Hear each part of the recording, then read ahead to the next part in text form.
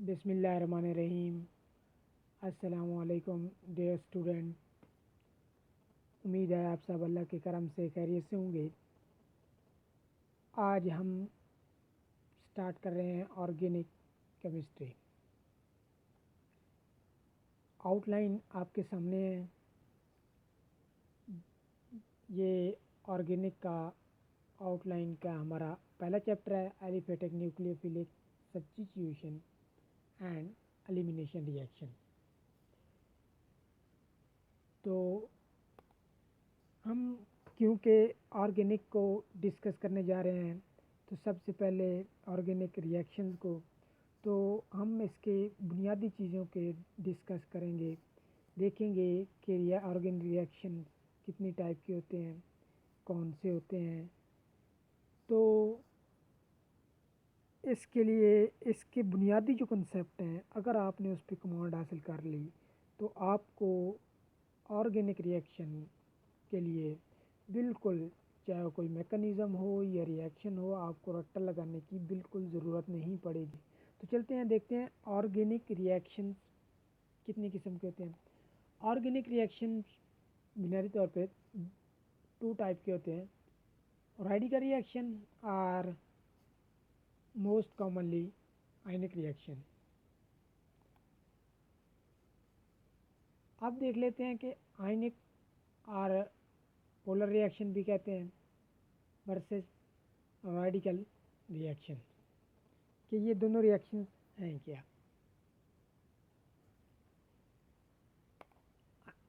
Ionic reaction processes that involve unsymmetrical bond cleavage or bond formation are known as ionic or polar reaction।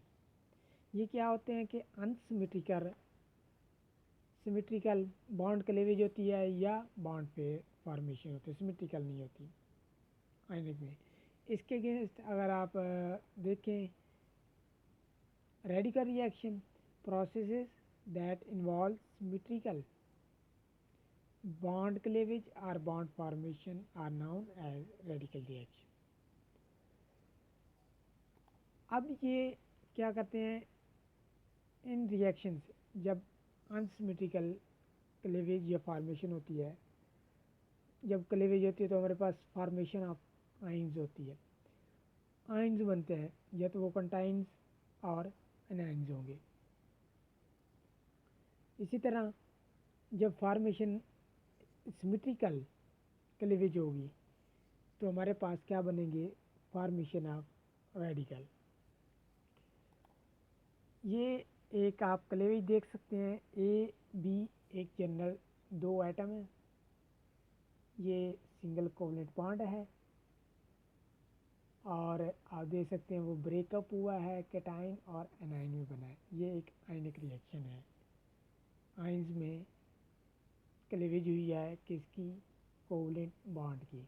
अब ये जो arrow है double headed arrow, ये show कर रहा है कि ये जो टू इलेक्ट्रॉन बॉन्ड था, टू इलेक्ट्रॉन कोवलेंट बॉन्ड, इसके जो दोनों इलेक्ट्रॉन थे वो शिफ्ट हुए हैं किस तरफ, बी एटम पे। Both of the electron of two electron bond move toward B atom.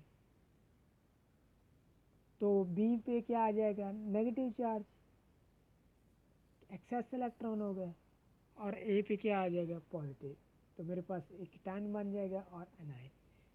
और इसको हम शो करते हैं सिंगल हेडेड एरो से। अभी ये क्योंकि सिमेट्रिकली क्लीवेज होगी तो जब भी कोई कोवलेंट बॉन्ड बनता है तो एक इलेक्ट्रॉन एटम ए से आएगा, एक इलेक्ट्रॉन बी से आएगा, तो शेयरिंग होगी तो तब कोवलेंट बॉन्ड बनेगा। तो इसलिए हम इसे क्या कहेंगे, टू इलेक्ट्रॉन बॉन्ड। अगर डबल बॉन्ड होता तो हमारे पास क्या होता, दो इलेक्ट्रॉन बी से होते, दो उधर से होते, तो हमारे पास कितने, फोर इलेक्ट्रॉन होते। लेकिन यहाँ क्या है, एक इलेक्ट्रॉन इधर से है, एक इलेक्ट्रॉन इधर से है, टोटल टू इलेक्ट्रॉन शेयर होके बॉन्ड बना। अब दोनों इलेक्ट्रॉन आयनिक रिएक्शन में क्या हो रहे हैं, एक ही एटम की तरफ मूव हो रहे हैं। लेकिन यहाँ सिमेट्रिकल में क्या होता है, रेडिकल में क्या होता है, जिसे हम शो करते हैं वन हेड एरो से। ये वन हेड है, इसे फिश हुक की तरह होते हैं, एरो से हम शो करते हैं। तो एक इलेक्ट्रॉन, अब टू इलेक्ट्रॉन बॉन्ड है, एक इलेक्ट्रॉन ए की तरफ मूव कर जाएगा और एक बी की तरफ, दोनों की तरफ सेम। तो इसे हम क्या कहते हैं, सिमेट्रिकल क्लेवेज। ए रेडिकल, ए के ऊपर डॉट है और बी के ऊपर डॉट, ये डॉट शो कर रही है कि ये इलेक्ट्रॉन क्या है, अनपेयर्ड इलेक्ट्रॉन है।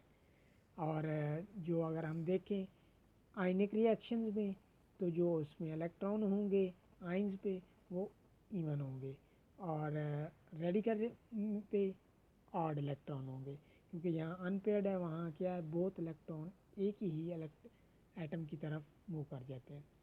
तो ये अब सेकंड रिएक्शन देखें, यहाँ फॉर्मेशन ऑफ बॉन्ड हो रही है, क्या है, एक कैटाइन था, एक एनाइन था। अब एनाइन से दोनों इलेक्ट्रॉन जो बॉन्ड फॉर्मेशन में जा रहे हैं वो किसके, बी एटम से जा रहे हैं। अब हमेशा आपने जो एरो है वो कहाँ से स्टार्ट करना है, नेगेटिव, जो एक्सेस इलेक्ट्रॉन होते हैं वहाँ से आपने इलेक्ट्रॉन डेफिशिएंट की तरफ जाना होता है। जो हेड है वो इलेक्ट्रॉन डेफिशिएंट की तरफ शो करना है। तो ये अब हमारे पास क्या है, दोनों इलेक्ट्रॉन जो बी एटम के नेगेटिव चार्ज है ये मूव कर जाएंगे बॉन्ड फॉर्मेशन, तो ए और बी के दरमियान बॉन्ड बन जाएगा। इसी तरह अगर हम सिमेट्रिकल में देखें तो क्या है, दोनों की तरफ एक इलेक्ट्रॉन इधर से आया है, एक इलेक्ट्रॉन बी एटम से आया और एक इलेक्ट्रॉन ए एटम से आया, तो इन्होंने बॉन्ड बनाया ए बी, तो इसलिए क्या हुआ, सिमेट्रिकल बॉन्ड फॉर्मेशन। लेकिन इधर देखें तो ये दोनों इलेक्ट्रॉन एक ही एटम से मूव कर रहे हैं, बॉन्ड फॉर्मेशन में पार्टिसिपेट कर रहे हैं, तो ये क्या हुआ, अनसिमेट्रिकल बॉन्ड फॉर्मेशन। आगे देखें तो हमारे पास unsymmetrical cleavage is called heterolytic cleavage, और जो सिमेट्रिकल क्लेवेज है इसे हम कहते हैं होमोलेटिक क्लेवेज और होमोलाइसिस। जो अनसिमेट्रिकल क्लेवेज है, heterolytic cleavage, occur at room temperature and polar solvent. पहले हम सिमेट्रिकल अनसिमेट्रिकल क्लेवेज को डिस्कस कर लेते हैं और फिर हम सिमेट्रिकल क्लेवेज को डिस्कस कर लेंगे। अब ये क्या करती है, रूम टेम्परेचर पे और पोलर सॉल्वेंट पे होते हैं हेटेरोलेटिक क्लेवेज, या आप कह सकते हैं अनसिमेट्रिकल क्लेवेज या आयनिक रिएक्शन। किस पे होते हैं, रूम टेम्परेचर और पोलर सॉल्वेंट पे। The ion which are form are solvated, जो आयन्स बनेंगे वो क्या होंगे, सॉल्वेटेड होंगे। सॉल्वेटेड होंगे, सॉल्वेंट shall surrounded them। आगे देखिए, ionic reaction occur because of electrostatic attraction. Ionic reaction क्यों होते हैं, ये इलेक्ट्रोस्टैटिक अट्रैक्शन की वजह से। ए पॉजिटिव और partially positive charge attract a negative और पार्शली नेगेटिव चार्ज। इसी तरह आप देख लेते हैं सिमेट्रिकल क्लेवेज या होमोलिटिकल क्लेवेज, ये occurs at high temperature and the absence of polar solvent। वो पोलर सॉल्वेंट में होते थे, ये एब्सेंस ऑफ पोलर सॉल्वेंट में हाई टेम्परेचर।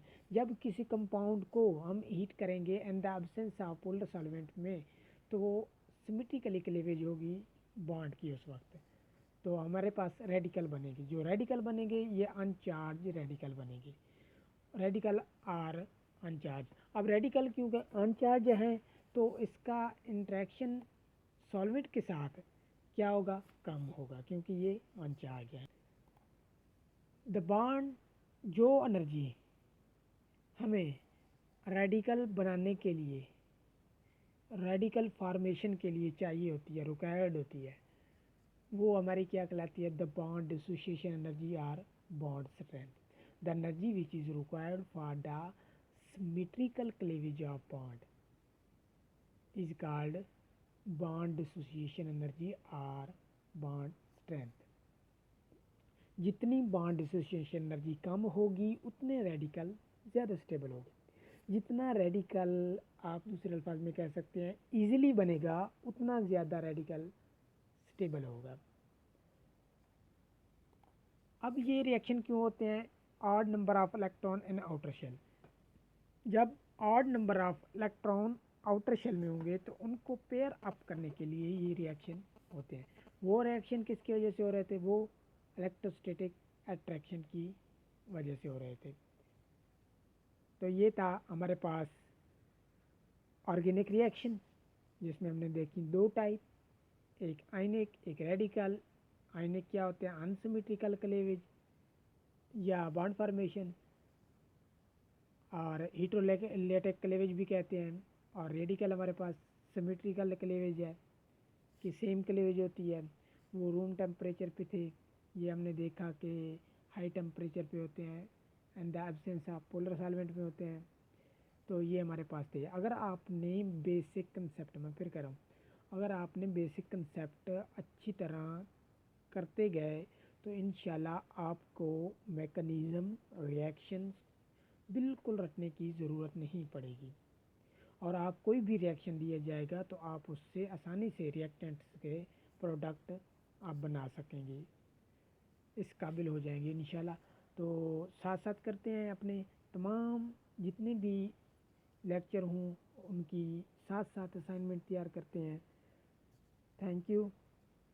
अल्लाह हाफिज़।